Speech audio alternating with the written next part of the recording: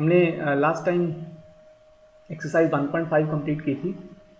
उसमें कंस्ट्रक्शन का क्वेश्चन हमने छोड़ा था रूट 9.6 या root 9.3 I think, let's see that. वो वाला कंस्ट्रक्शन का क्वेश्चन हमने छोड़ा था, तो उसको और आगे ऐसे ही हमने रूट 5 वाला भी क्वेश्चन छोड़ा हुआ है। पाइथागोरन ट्रिपलेट हमने बनाना छोड़ा हुआ है।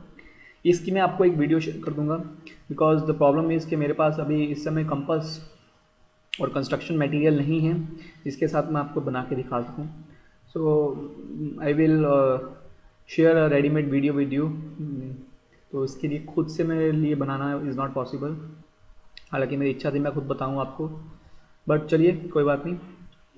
क्वेश्चन नंबर 3 जो है वो ये है कि पाई क्या होता है, सर्कमफ्रेंस टू डायमीटर की रेशियो। ये जब आपने क्लास 8 में पाई का कंसेप्ट, क्लास 7 में जब पाई का कंसेप्ट आपको नया नया आया था, तब आपको टीचर्स ने बताया होगा कि पाई का मतलब होता है ratio of the circumference to the diameter of the circle. और होता तो ये पी बाई क्यू की फॉर्म में, और डी ज़ीरो भी नहीं है यहाँ पे, मतलब यहाँ पे क्यू ज़ीरो भी नहीं है। इवन देन हम उसको बोलते हैं कि ये इरेशनल है। तो इरेशनल क्यों हो सकता है, क्यों इरेशनल है, ऐसा क्यों? जब है ये पी बाई क्यू की फॉर्म में तो इरेशनल क्यों? तो आपसे ये हाँ पूछा गया। तो मैं आपको बता दूं इसका कि सर्कमफ्रेंस टू डायमीटर जो होता है ये एक अप्रॉक्सीमेट वैल्यू होती है पाई की। मतलब कि ठीक है 3.1428 समथिंग ऐसा वैल्यू आता है, लेकिन ये अप्रॉक्सीमेट वैल्यू है। जो एग्जैक्ट वैल्यू आप आएगी वो आता रहता, मतलब ये ऐसा वैल्यू है कि जो कंप्लीट कभी आपका नॉन टर्मिनेटिंग रहेगा और कभी भी रिपीट नहीं होगा। तो द आंसर इज कि अप्रॉक्सीमेट वैल्यू है, दैट इज वाई कि सी बाई डी आप लिख तो लेते हो but that is approximate. Okay, so ये पाई जो है वो एक फेमस इररेशनल नंबर है, don't make it rational. Last में आपका एक्सरसाइज 1.6 है, वेरी इजी। ऑलरेडी आप छोटी क्लास में, लोअर क्लासेस में, क्लास 8 तक ये करके आए हो। इसके थोड़े से हम एग्जाम्पल्स देख लेते हैं, खासकर वैसे एग्जाम्पल जो आपके काउंट होंगे एक्स्ट्रा क्वेश्चन में, तो मैं वो आपको दिखा देता हूँ। तो लेट्स स्टार्ट। तो हमारे पास जैसे हमने किया था, let's see some questions. First of all 64 power 1/2, 32 power 1/5, 125 power 1/3। इनमें से कोई एक कर लेते हैं। लेट्स से 32 पावर 1/5, उसके बाद 32 पावर 2/5 कर लेंगे, एंड इसमें से भी कोई एक देख लेते हैं, लेट्स से 11 पावर 1/2। तो ये 3 क्वेश्चन हम करते हैं। Okay, very easy. उसके अलावा मैं जो कुछ क्वेश्चंस करूँगा वो हम ध्यान से देखेंगे।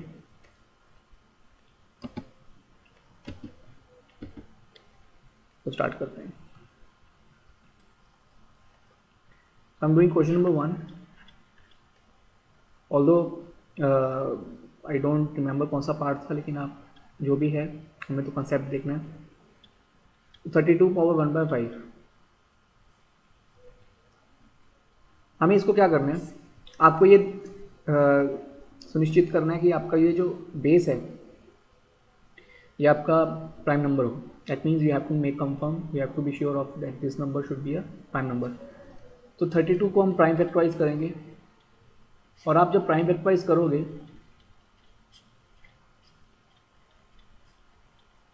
तो आपको हमेशा आपके एनसीईआरटी के क्वेश्चन में you will see a relation between the power, ठीक है, ये जो आपका सॉल्व का क्या है, एंड दिस पावर जो ऑलरेडी गिवन थी, है ना। तो यहाँ पे भी 5, यहाँ पे भी 5। तो हमें पता है कि ए की पावर m पावर n क्या होता है, ए पावर mn, पावर के ऊपर पावर, सुपर पावर। मैं ऐसे समझाता हूँ, मतलब ये आपस में मल्टीप्लाई हो जाता है। तो 5 5 कट गया और आंसर क्या आया 2। ओके, इनफैक्ट अभी थोड़ा सा कुछ एक्स्ट्रा मैं बता देता हूँ। इसी को आप ऐसे भी लिखते हो, मतलब ये रूट की गोदी में अगर आप 5 डाल दोगे तो 1/5 है, ऐसे रूट की गोदी में 3 डाल दोगे तो वो क्यूब रूट हो जाता है। ऐसे ही अगर आप रूट के लैप में कुछ भी ना डालो तो वो अंडरस्टूड है, जैसे मैंने यहाँ पे कुछ नहीं डाला, तो ये अंडरस्टूड है। ये क्या है आपका, ये आपका है 2, मतलब this and these are same. 2 को लिखने की जरूरत नहीं होती, लेकिन बाकी अगर कोई पावर है तो उसको ऐसा लिखा भी जा सकता है। इन शॉर्ट, अगर आपको एग्जाम में ऐसा लिखा आ जाए कि इसको सॉल्व करो, तो they are asking for this thing, same thing, ठीक है। तो रूट का मतलब क्या होता है, जैसे स्क्वायर रूट हम बोलते हैं, तो स्क्वायर रूट का मतलब क्या होता है, तो उसका मतलब होता है पावर 1/2। ऐसे ही अगर क्यूब रूट है तो उसका मतलब होता है पावर 1/3। तो कुछ भी यहाँ पे लिखा होगा फॉर एनी एन एयर, उसका मतलब होगा इट्स पावर 1/, ठीक है। तो इस चीज़ को ध्यान में रखिए, बस ये जो था वो आपको समझाना था। ऐसे हमने क्वेश्चन नंबर 2 देखा था, उसमें भी देयर वाज 32 पावर 2/5। तो again same, 32 can be written as 2 power 5। हमने अभी देखा कैसे, इसको सॉल्व कर लीजिए। 2 पावर 5 इंटू 2/5 सॉल्व करेंगे, आपका आंसर आएगा 2 का square, 2 square is 4। And last we had question number 3, 11 power 1/2 upon 11 power 1/4, let's say। ये था, हमें पता है when the bases are same and they are getting divided the power subtracts, है ना। तो यहाँ पे पावर सब्ट्रैक्ट करेंगे। याद रखिए ऊपर वाले में से नीचे वाला चाहता है। अगर आपको नीचे रखना है तो मतलब जिस भी आप जगह पे रख रहे हैं तो उसकी पावर पहले लिखी जाएगी, because subtraction is not competitive. जैसे मैं न्यूमरेटर में रख रहा हूँ तो न्यूमरेटर की पावर पहले आ रही है।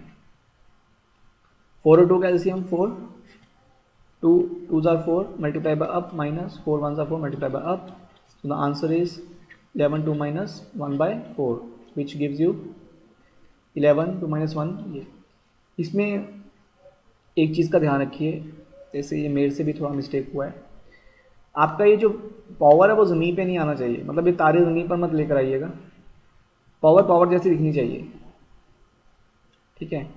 ये नंबर थोड़ा बड़ा हो, पावर छोटी हो। यहाँ पे तो चलो राइटिंग में प्रॉब्लम होता है बिकॉज कंप्यूटर में लिखना थोड़ा मुश्किल है, बट आप जब पेन से लिखें तो मेक श्योर कि 11 का स्क्वायर यहाँ ऐसा दिखे, ना कि ऐसा दिखे, नहीं तो वो गलत हो जाता है। With this your this topic is complete.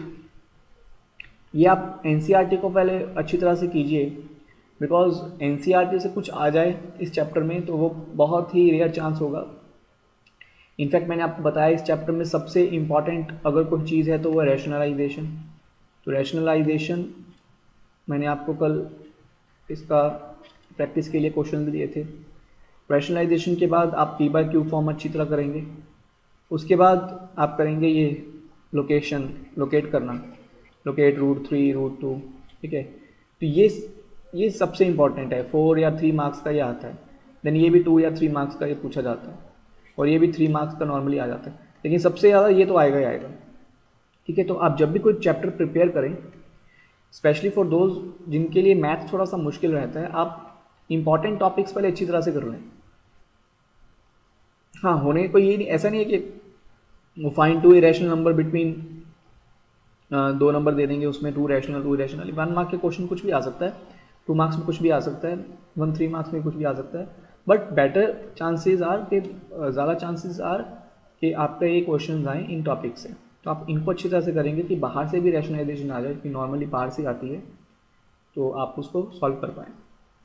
आज के लिए इतना ही, आपका ये चैप्टर कंप्लीट हो जाएगा आज। तो हम नेक्स्ट चैप्टर स्टार्ट करेंगे, लेकिन उससे पहले आपका एक शॉर्ट टेस्ट होगा।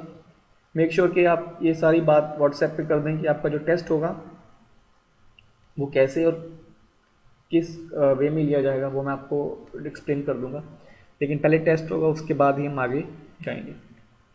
ओके।